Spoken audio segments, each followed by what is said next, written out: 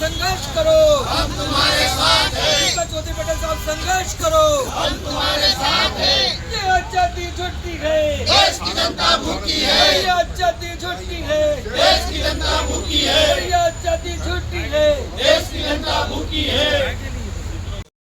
Regulation बनाना और फिर supreme court में कमजोर पैरवी करके उस पर भी रोक लगवाना, उसको सीधे पकड़ो के साथ धोखेबाजी, वो झंडे को सीधे पकड़ो, अतः SC ST OBC के वो झंडे को सीधे सख्त UGC टिकट रेगुलेशन बनाकर लागू किया जाए। 2011 से पूर्व नियुक्ति सभी शिक्षकों को शिक्षक पात्रता परीक्षा CTE से मुक्त किया जाए। अतः महामहिम राष्ट्रपति से निवेदन है कि इस ज्ञापन से की जा रही मांगों पर शीघ्र एवं सकारात्मक निर्णय लिया जाए। यदि हमारी उपरोक्त मांगों पर शीघ्र सकारात्मक निर्णय नहीं लिया जाता है तो भारत मुक्ति मोर्चा एवं राष्ट्रीय विद्रोह मोर्चा के द्वारा संवैधानिक और शांतिपूर्ण तरीके से इस राष्ट्रव्यापी चरणबद्ध आंदोलन को और अधिक उग्र व्यापक किया जाएगा, जिसकी पूर्णतः जिम्मेदारी शासन प्रशासन की होगी। अतः आपसे नम्र निवेदन है कि इस ज्ञापन को संज्ञान में लेकर उचित कार्रवाई सुनिश्चित की जाए।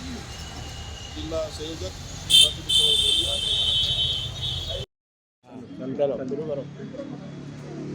साथियों, ये हमारा आज भारत मुक्ति मोर्चा और राष्ट्रीय पिछड़ा वर्ग मोर्चा के माध्यम से पूरे भारत में 725 जिलों में जिला लेवल पर रैलियों का आयोजन किया गया है। इसमें भारत राष्ट्रव्यापी ये रैली मोर्चा हमारा हो रहा है। इसमें 3 महत्वपूर्ण मुद्दों पर ये रैली की जा रही है। पहला मुद्दा है OBC की जाति आधारित जनगणना करना। OBC की जाति आधारित जनगणना जो भी होने जा रही है, जो कॉलम बनाए गए उसमें SC ST का कॉलम दिया गया, लेकिन OBC का कॉलम नहीं दिया गया। मंडल कमीशन के द्वारा अभी ये एक बात कही गई थी कि OBC की जातीय जनगणना होना चाहिए कि उनका कितना आंकड़ा होना आता है, लेकिन OBC की जनगणना वर्तमान सरकार नहीं करना चाहती है और उन्होंने उसका कॉलम हटा दिया है वहाँ। तो हमारा ये कहना है कि जो जनगणना हो रही है उसमें SC ST के साथ साथ OBC का भी कॉलम उसमें होना चाहिए। इसके लिए हमने ये ज्ञापन सौंपा है। दूसरा मुद्दा है कि UGC जो कानून जो संसद में पास किया गया था और उसको सुप्रीम कोर्ट के माध्यम से उन्होंने स्टे लगा दिया गया। 16 जनवरी को संसद में उस बिल को पास किया गया और 3 दिन के अंदर 19 जनवरी को सुप्रीम कोर्ट में उन्होंने उसको स्टे दे दिया। ऐसा क्या हुआ कि एकदम से सुप्रीम कोर्ट इसमें इन्वॉल्व हो गई है और उन्होंने उसको स्टे दे दिया।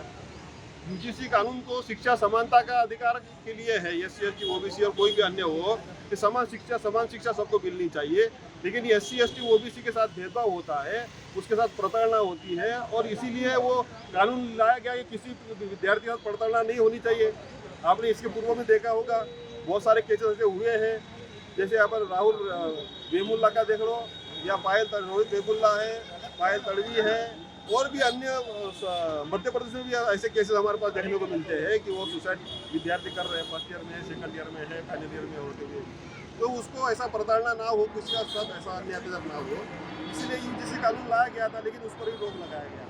तीसरा, जो 2011 के पहले जो शिक्षक लोग जो आए गए भर्ती हुए थे, उसकी योग्यता के आधार पर उनकी भर्ती की गई थी, लेकिन अभी नया कानून बिल पास किया गया है कि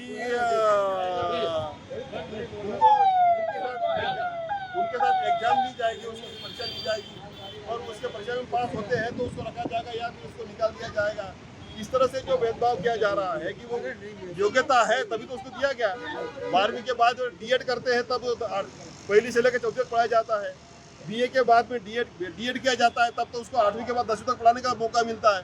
जो MA के बाद M.Ed करता है या PhD करता है, इसलिए वो कॉलेज में पढ़ाता है, तो उसके साथ में उसको कोर्स तो किया जाता है, उसके बावजूद भी ट्रेनिंग दी जाती है पढ़ने के लिए, शिक्षकों को पढ़ाने के लिए ट्रेनिंग दी जाती है।